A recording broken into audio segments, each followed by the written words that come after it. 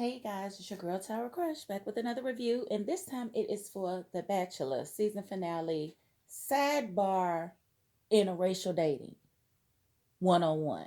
Okay, so if you follow my channel, then you know I was actually reviewing The Bachelor throughout the season, and then I stopped because I was getting like 20, 25 views, and I kept watching, but I just stopped reviewing because y'all wasn't really feeling me like that. But I'm gonna say what I want to say right now. Because if you look back, you will see that I said Rachel was the one from the beginning. I said she was the one. I knew for sure when he took on that shopping spree. I said, "Oh man, he's investing in her. He is investing in her." I don't know what these other girls is thinking, but they got to know a man is spending thousands of dollars on a female is not trying to see her walk away in them red bottoms to somebody else. First of all, okay.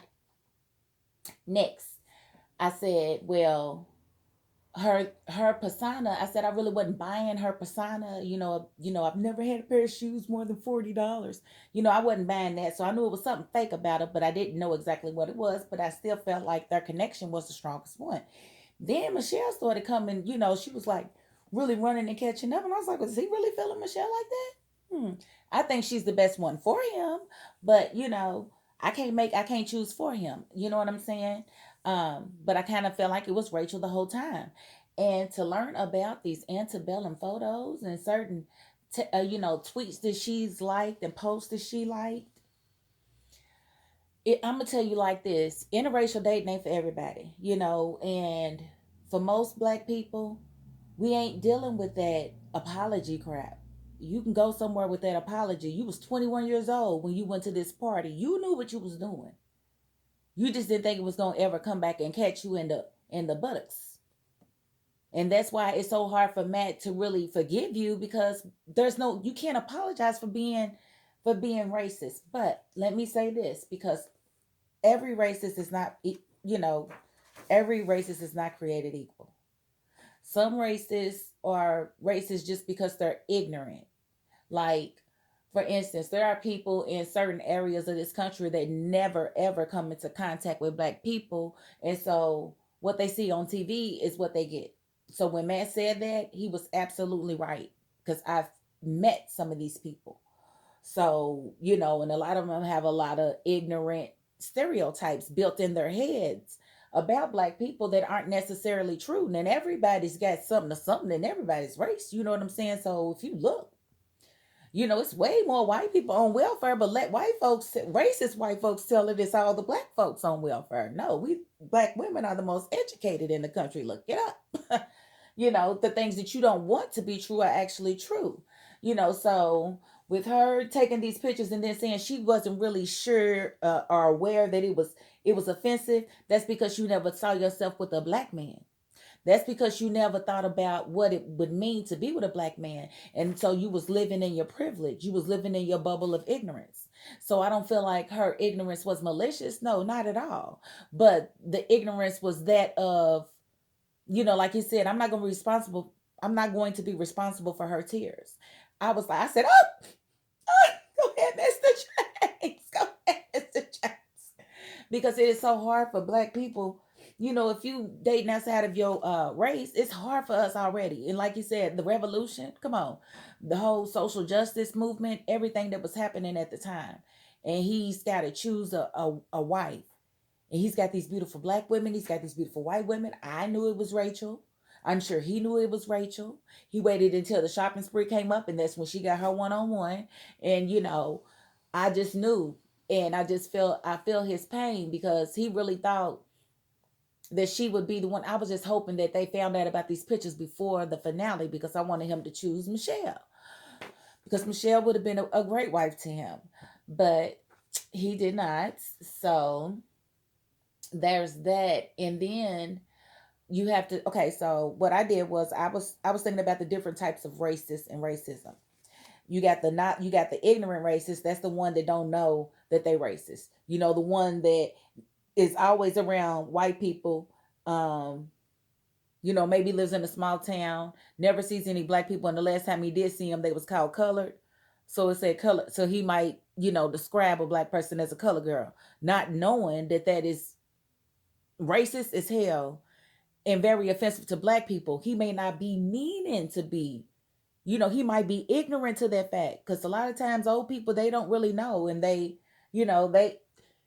I'm not saying a lot of times, I'm just saying sometimes a person might think is that saying something like saying Negro is okay to some black people, but other black people might be ready to knock you out just for saying Negro. But once upon a time, that was what we were called. So when you're dealing with people that are older in age, then you have it. But when you're younger, no, you've got all the knowledge at your fingertips, So it's not just those pictures. They said it was tweets, it was Facebook posts that you was liking. So that's willful ignorance. So then you got your knowledgeable racists that go on the truth. So the knowledgeable racists, basically, that's like your politicians, the ones that do what they need to do to keep the bottom fighting each other.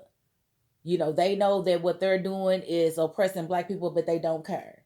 Republicans are definitely oppressing black votes. You know what I'm saying? But they don't care. That's the knowledgeable racists. That's one of the worst ones.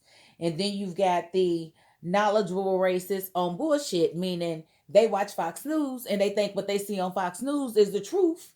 So they think that they're right in their thinking, because their thinking is messed up, because they're going based off of false, falsehoods and untruths. You know what I'm saying? If you just gonna look like they'll like the Fox will be like, way more white people die at the hands of police than black people. But guess what? White people kill police, black people that ain't what we do. We ain't known for doing that. It's white people that always take, they privilege up to the next level and decide that they're going to fight with the police. They're going to argue with the police. They're not going to listen to the police. We don't do that. We trying to stay alive. So you got the ones that will say some stupid stuff like, yeah, well, it was 800 white people that died at the hands of police, and it was only 500 black people. But we is not that much of the doggone population. So that means we're dying at a higher rate. So yes, more of y'all die, but it's supposed to, because y'all supposed to be like, what, 60-70% of the country? You should be 60 or 70% of the murders, but you're not. And 9 times out of 10, like I say all the time, if a white person dies at the hands of police, he probably needed to die. He was probably doing some extra stuff. Now, there's a couple of situations where I think the police was probably high, like when they killed that boy in that hotel, hallway, and he was crawling, begging. Yeah, I think he was on something. I think that cop was on something. But for the most part, white people got to do something really, really, really, really extra in order to die at the hands of police. But black people, we just got to reach for the wallet after they ask us for our ID, and they will kill us. So you got the people that will go on stupid statistics and base their whole opinion based off of that, like black people are just asking for something for nothing. Not true. Not true at all. And then you got the people that got the superiority complex, which I feel like Rachel could have that. See, it's like you can be white and be with a person of color and still be racist. But it's kind of hard to be like me, a black woman who's married to a white man, and still be racist. Like, there's too much history in this country for me to even be with a man that would even think that he could go to an antebellum party and dress up. My husband came into my life and woke me up. A lot of things that I thought about my people weren't true, because I was buying into the bull crap like everybody else. Black on black crime. Black on black crime is a myth. Everybody kills everybody at just about the same rate, 1 to 2 points off. What, black people kill each other at what, 90%? White people kill each other at like 89, but we only talk about black on black crime. Stuff like that. So your willful ignorance, I'm not here for it. The superiority complex, you're not better than nobody else. Nobody's better than nobody. We got black people that think they better than white people. We got white people thinking that ain't nobody better than nobody. Everybody's equal. But the only thing that's not equal is the laws in the land and the way things are handled in this country. That's not equal. And clearly, since this Rachel chick that came out, racist Rachel, we just call her that. We'll say racist-ish. She ain't really racist, but racist ish, Rachel. We finding that the Bachelor and the Bachelorette has a long history of, racist behavior towards their, you know, towards their black contestants and people who aren't, white. So, I mean, maybe that's why I never watched.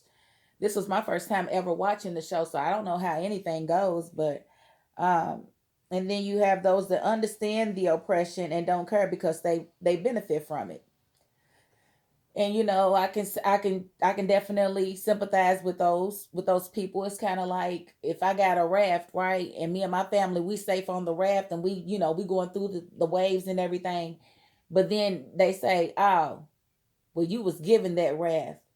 These people got to make theirs and they need help, so you got to let them on your raft, and it might mean that some of your family members got to come off because all of y'all can't stay on because you got to let them on because that's what's fair. I might be a little bit hesitant to allow somebody on my raft too, but at the end of the day, right is right and wrong is wrong. Period. And until America really faces the truth about its demons, faces the truth about, where we come from, we'll never be able to get to that place that we think we are now. We'll never be able to get there. They have to change the history books because they're lying to these people. People are growing up reading what they read in American history, thinking that they know the truth, and they're reading a lie. Like they migrant workers is what the books say in Texas to describe the enslaved migrant workers. Really, really. Well, we don't want the children to be upset with what but they need to know the truth because then they can understand the anger of the black man and the black woman. If they don't understand the anger of the black man and the black woman, it just looks like we bitching all the time. Because the laws don't say this for black people and this for white people, but you got to read between the lines. Understand what redlining is.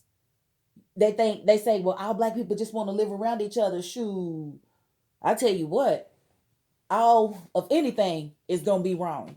All black people somewhere is wrong, and all white people somewhere is wrong. You need a mix of everybody everywhere.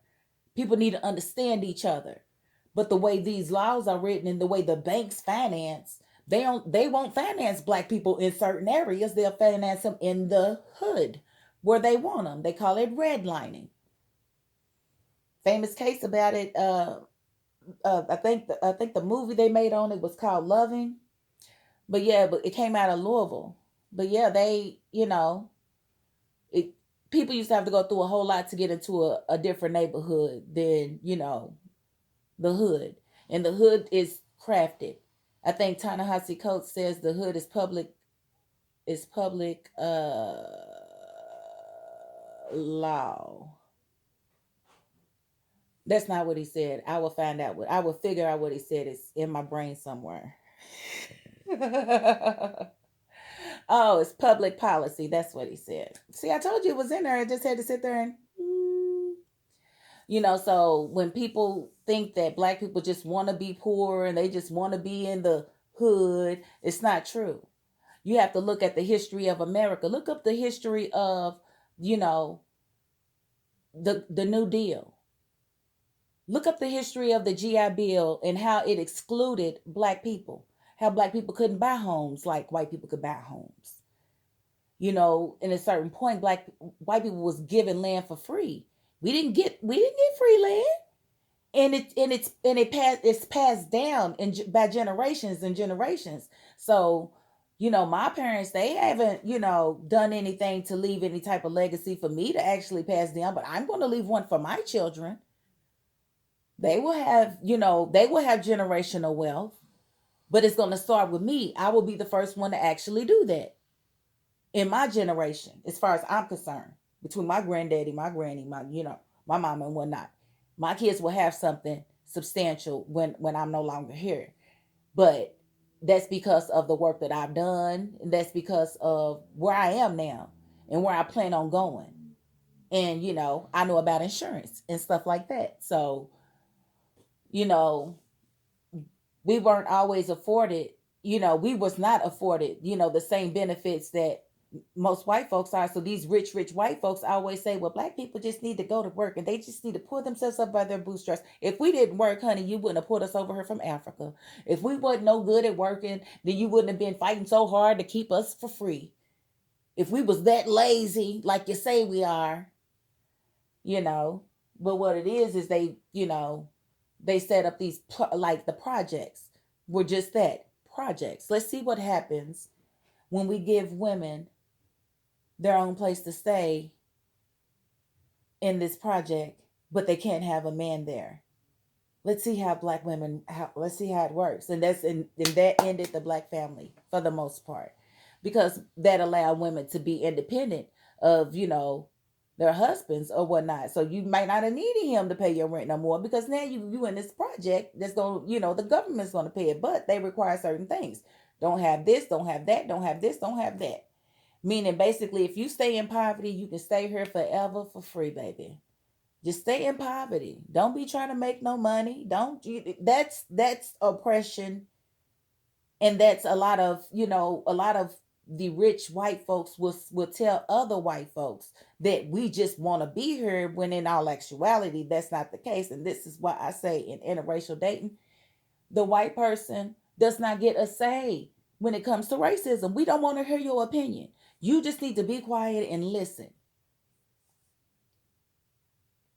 It's never going to work if you feel like you can argue with your mate who is black about racism and how it feels to be black in America. You would never understand it.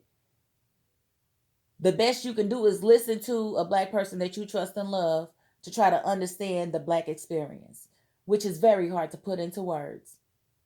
I can't go to the bank to cash a check that's written from the bank, but I don't have an account.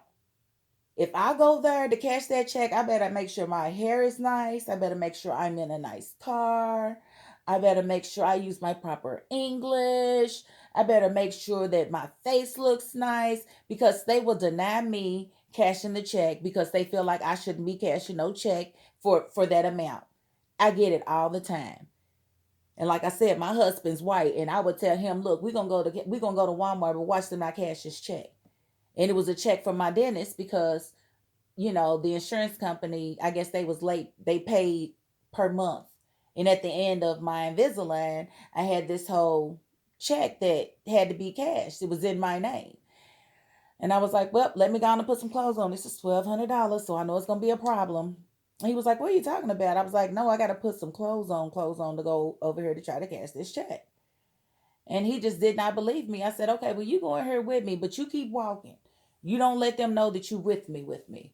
And I'd be daggone if they didn't deny my check.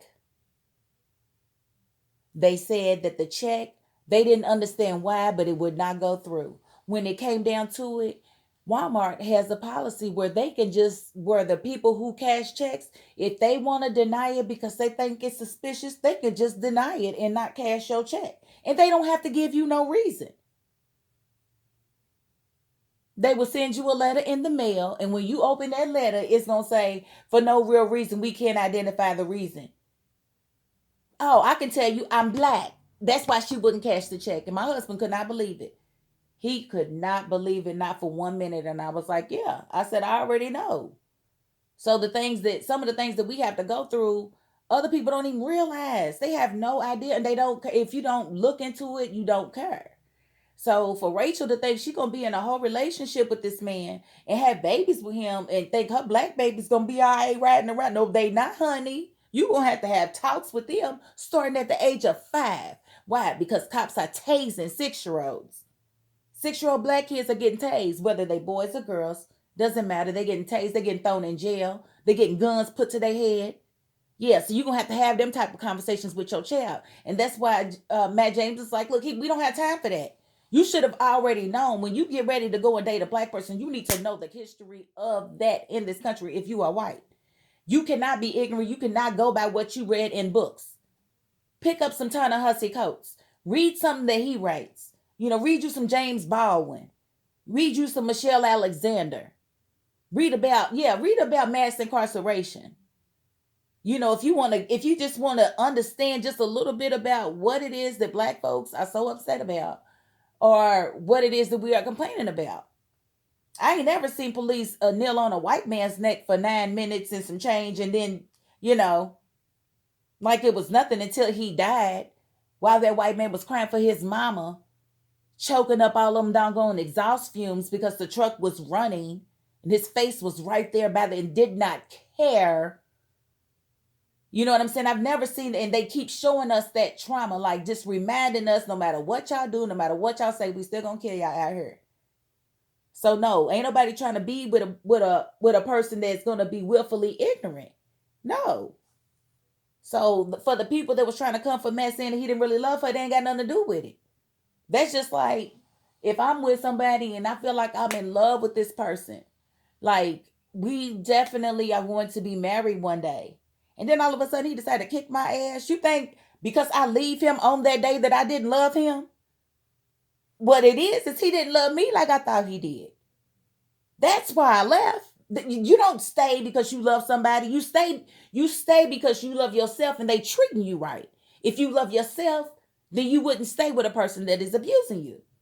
You wouldn't stay with a person that has the capacity to possibly call you out your name with a racial slur because she's got these things that are normal where she comes from. We don't have time for that. We don't have time for that. We do not have time for that. No, sir. No, ma'am. Absolutely not. So, I definitely understand why Matt was so didn't have very many words to say. I just want white people, to understand, like if you've ever had like some of y'all be doing blackface at parties, thinking it's cool. Y'all be liking posts that are racist as heck, calling Michelle Obama, zoo animals and whatnot, calling her a man, you liking and sharing stuff like that, and then you think you about to walk your white self into a black relationship and be okay? No, ma'am. No, no, ma'am. No, sir. Absolutely not. And like I said, my house is full of books and full of, you know, of books on the subject, knowledge. We've got novels. We've got a library. So anybody that ever wants a suggestion, just let me know. I will give it to you. But this racism thing is very real. And I felt like after he said people was coming at him like that, I was like, oh no, I'm gonna have to make this. I'm gonna have to make it. Because people need to understand that a lot of the things that they think in their head is wrong. And you just need to be quiet and listen. White folks have been telling what racism is for over 100 years. It's time for y'all to be quiet and listen to the people who have been affected by it. And then you got your poor white people to say, I don't know nothing about white privilege. I ain't nobody never handed me nothing. Yeah, well, it wasn't because you was white. You know, if you got locked up, it wasn't because you was white. If you got pulled over, it wasn't because you was white. Do you worry about your sons going to the corner store? Hmm. You would if they was black, and you'd be having to talk with them on how to deal with the police, and how to not try to be tough, because the whole thing is to make it home. And I have 3 sons. All 3 are of age now. All 3 are over 6 feet and taller. They are all a threat. And none of them would hurt a fly. But because they're black men and they are over 6 feet tall, police will look at them as a suspect. You don't have that problem. You don't have that problem. So you have to, if you want to really be with a black person, I would suggest that you never even have anything like that in your history, because it's gonna be really hard for most. For most, now you can find you a Candace Owens out there. You can find you a Paris. I forget his last name. Used to be on CNN. Black dude that love don't go Trump. You can find you one of them, and they would definitely understand. You posing with the rebel flag. They would definitely understand that, and they would not have a problem with it. It's just history to them. But you get you somebody like Tamika Mallory, it's not going down. If she gave you the time of day, you wouldn't be able to have anything like that in your record. And most black people are like that. So if you knew that antebellum meant before the war, what else did you think? Who else did you think dressed like that besides, slave owners? I'm just really confused because poor white people couldn't dress like that for real, and not everybody white owned slaves because you had to be pretty well to do in order to own slaves. I even need slaves. So that's just that on that. And I just felt like I needed to say something. I am proud of Matt for not continuing the relationship and for being an example. And he was absolutely right. He is not responsible for her tears. He is not responsible for her heartache. She is absolutely responsible for his, because if she painted herself to be an honest person, she should have been honest about that. She should have been honest about her political views. And credit to her, he should have asked. Like, if you're going to be a black person dating a white person, you need to open your mouth and ask the questions. How do you feel about this? How do you feel about Colin Kaepernick? How do you feel about Black Lives Matter? How do you feel about the civil rights movement? How do you feel about affirmative action? How do you feel about police brutality against black people? You have to ask those questions. Don't be shocked. You need to understand before you even forge a relationship with anybody outside of your race. Because trust and believe, my husband, you know, he passed every test. When he told me he cried when he saw the video of what happened with Tamir Rice, that's all I needed to hear right there. He said he cried real tears because it broke his heart. He said that boy didn't have but 2 seconds before they pulled up and he's playing in the park.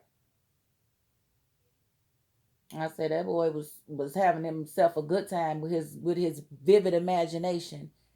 And then then his sister comes out there and tries to help, and they make her get in the back seat.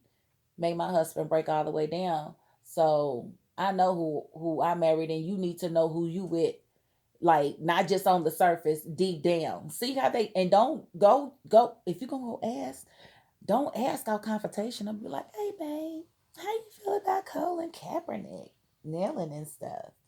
And see what he say. How you feel about, them saying that the FBI killed Martin Luther King? You think that's true? Mm. Ask your questions and you will get your answers, and it will let you know if you're dealing with somebody that you can deal with. The worst thing that can happen to me in this marriage is that we have an argument and he called me something he ain't supposed to call me, because now I'm gonna have to kill you. Yeah, I'm gonna have to kill you. No, I'm just playing. I'm just playing. No, he would never. But his question about white folks that don't understand, like for instance, this is the things he says, like when white folks say, I don't understand why they can say the N-word but we can't. My husband says, well, why do you want to say it? Bloop. It usually shuts them up. They don't know. They just, this is my right. No, it's not. You lost that right. All right. Well, there's that on that. And again, I do thank you all for watching. I normally don't make videos this long. I do apologize, but again, this is a sidebar to the Bachelor situation. Okay.